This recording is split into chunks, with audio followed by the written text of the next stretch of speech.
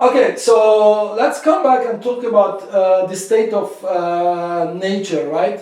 So a quick review, right? So we already established that human beings enter the state of nature, which is defined as the human condition in the absence of political governments, okay?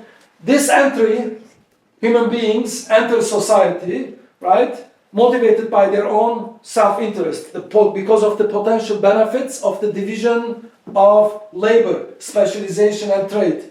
They realize quickly that autarky, right, is not sustainable. Autarky leads to a degradation of your life and your personhood. So we prefer societal interaction based off the promise and the benefits of the division of labor.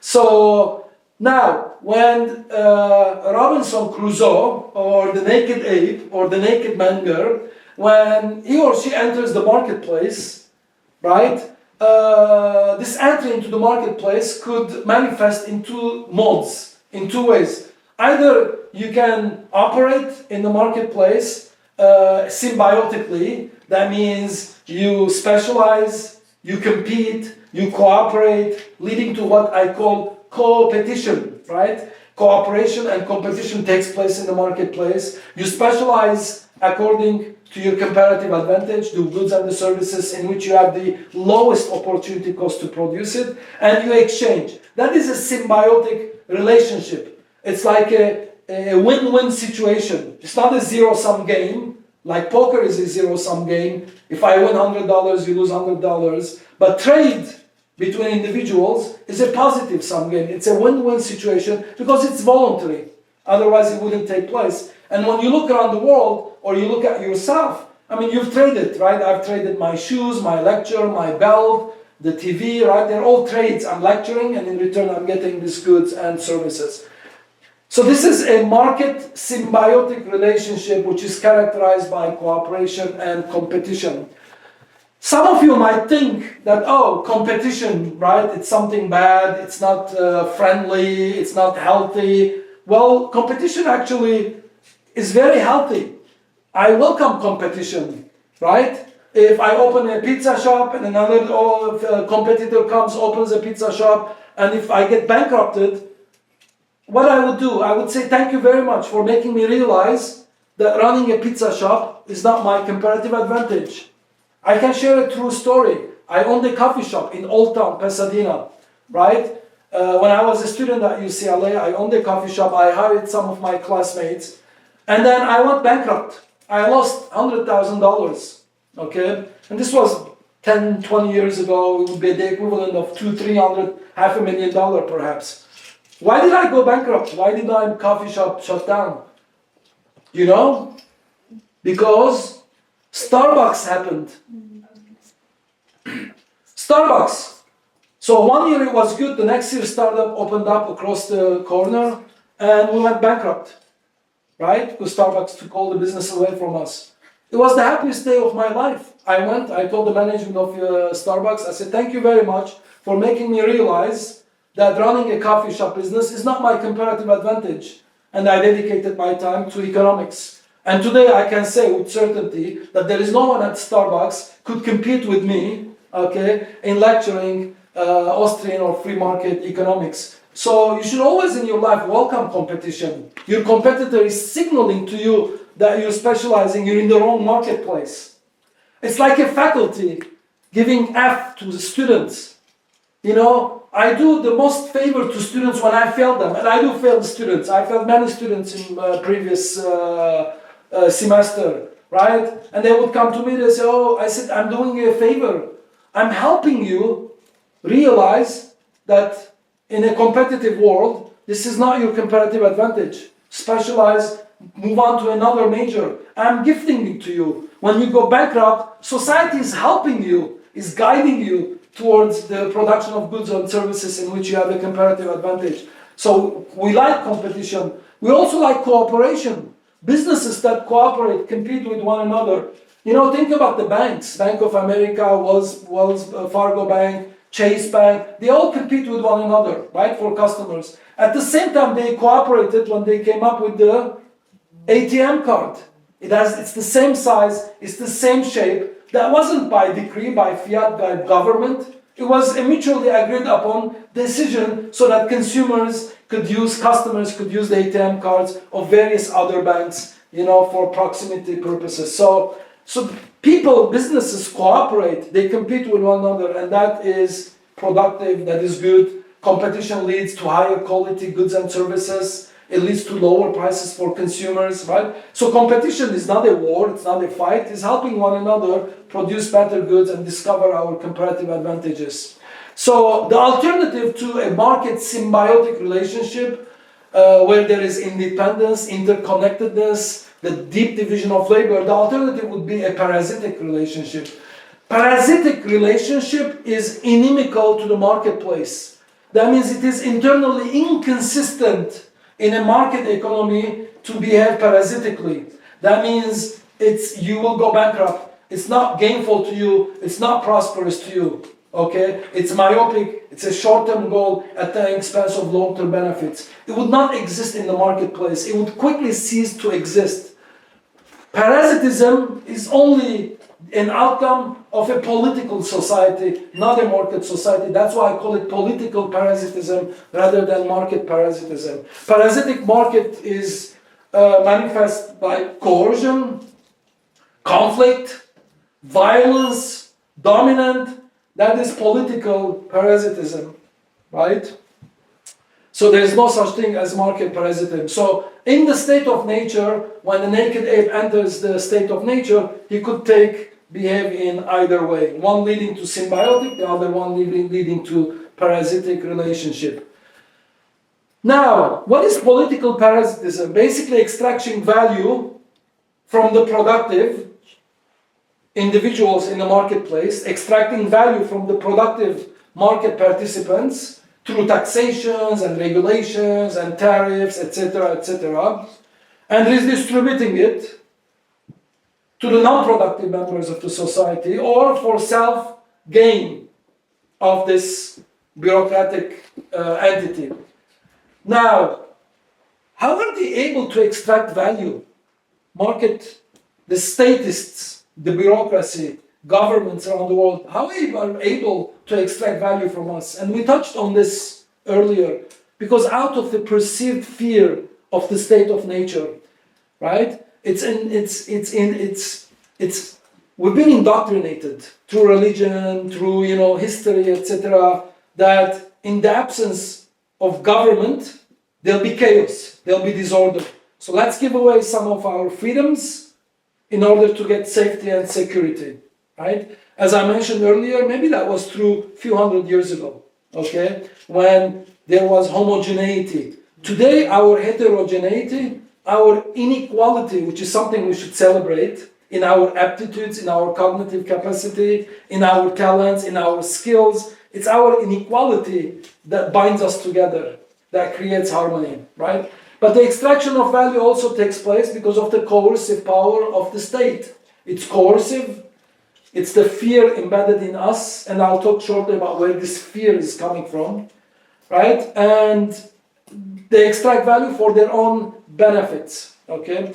So these resources that are extracted from the productive members of the society via taxation and other means, we won't talk about inflation. Inflation is even worse than taxation. It's an indirect, a secret, a stealth form of taxation. That's what inflation is. When you inflate the money supply, you print more money, the purchasing power of the money in your pocket is declining, okay? So, and then it benefits the bureaucracy for redistribution purposes, etc. Symbiotic relationship, as I mentioned, on the other hand, are the dominant norm in society. Most of you, when you woke up today, by the time you got to your classrooms, you've already exchanged, right? The shoes that you're wearing, the watch that you're wearing, the cell phone that you're using, the pencil, the notebook that you're using, the backpack that you have, the scarves that you have, right? All of these are symbiotic relationship. All of these are mutually beneficial, positive sum game. Political parasitism is not the norm. It is dominant, right? But it's not the norm in our day-to-day market activity. It is only the norm when you have statism, and the more decentralized the state is, the more parasitic relationships exist. Centralized, government as we know it today. Now, I think there was a question asked earlier about Hobbes and the Leviathan. We realized that we don't want this centralized authority, then harmony could emerge.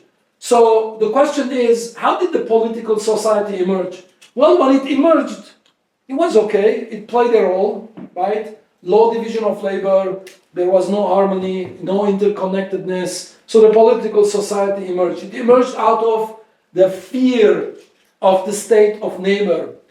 However, if you look at our century today, I would say relatively, it's a mischaracterization of the state of nature. Because in the state of nature, as the division of labor is getting deeper and deeper and deeper, we do not need to fear one another. I do not need to fear that you're going to take over my house and my land. Because you will realize that there is no gains for you. You benefit more by doing what? Becoming a good neighbor, specializing. You allow me to specialize. You don't conquer me because you want me to have the freedom to think, right? To invent and innovate, because in the long run you benefit more from me. It's not like we're becoming more civilized, we're saying we're not going to kill one another. It's just that we're realizing slowly that we benefit more by exchange and trade rather than by conquest. Conquest is not gainful anymore in the 21st century. What we see in wars that are happening in the Middle East, Ukraine, Russia, and wars around the world, these are 20th, 19th century mindset that still is penetrating today's society, that's still lingering in our minds, right? So hopefully we're observing the last wars, right? Fairly quickly we're going to realize you don't benefit by dominating someone, you benefit more by letting that person to be free and invent and innovate, right? So Thomas Hobbes, in his book The Leviathan, 1651, he said in the state of nature every man would be against every other man. He said there will be constant state of violence. People will be at each other's throat. Life will be short, brutish, lonely, short-lived, etc. What emerged from Thomas Hobbes is the following philosophers. So Thomas Hobbes said the power of the government should be supreme. John Locke, he said certain inalienable rights, the rights to life, liberty, and property, right, is not the domain of the government. So we should keep those rights, right? We shouldn't give all the rights to the government. So some restricted role of the government. Jean-Jacques Rousseau, he said political authority arises via consent. He's saying, well, we're consenting to the political authority. It's a trade-off, right? John Stuart Mill, he said the government should have a restrictive role. John Rawls said that the state's role is to ensure justice and fairness and to be redistributive. Robert Nozick, he's a minarchist, he said, well, we want to minimize the role of the government. We want a very small government that provides, protection and arbitration, like jurisprudence and policing, and everything else should be privatized. So these are the philosophers that evolved from Thomas Hobbes all the way to modern time. Now the alternative countering to this is, for example, Frederick Hayek, Murray Rothbard. So they countered the center argument of these statists. They said the centralized government is superior to a decentralized social order. These statists, they said, the government should be the foundation of morality, or the protector of morality, or ethics, or rights. Okay, these philosophers that we mentioned, they argued in favor of interventionism, in favor of centralized government. They view it as necessary for securing safety, individual freedom, promoting justice, and minimizing conflict. On the other hand, in contrast, we have some cautionary view by Frederick Hayek in his book The Road to serfdom, he argued that he warns us against the dangers of a centralized authority. He said excessive state intervention leads to enslavement of market participants. We want freedom in our social affairs. We want minimal interventionism. He predicted that a strong, centralized, powerful state, as Thomas Hobbes said, it should be supreme, will lead to a loss of our individual freedoms above and beyond than what we consented for as an exchange for our safety and security. So Hayek was a minarchist, he wasn't an anarchist, but we can talk about Murray Rothbard, first modern anarchists. They were anarchists, historical anarchists. We can go to the Chinese, Suma Qian and all this, philosophers, Chinese philosophers were under Taoism, right, Lao Tzu, etc., as being the first anarchist in the world. But in modern times, we can talk, about Murray Rothbard, Walter Block, Hans Hermann Hoppe, right? They actually advocated for what? For the complete abolition of the state. They said we don't want a centralized government, we want governance that emerges in the marketplace, a market governance, a proprietary means based on property ownership, a proprietary, polycentric means multiple provision of arbitration, multiple competing provisions of security. So a proprietary, contractual, polycentric governance. That's what they propose, or what we call an anarchic order or a decentralized social order. We're going to talk more on anarchism and decentralized social order. I think pillar number 7, if I'm not mistaken, 6 or 7, we'll get to anarchism more. And that's the end for the state of nature and Thomas Hobbes and the evolution of the state of nature and our relationship vis-a-vis statism and why do we fear the state of nature and where were we and where we are today.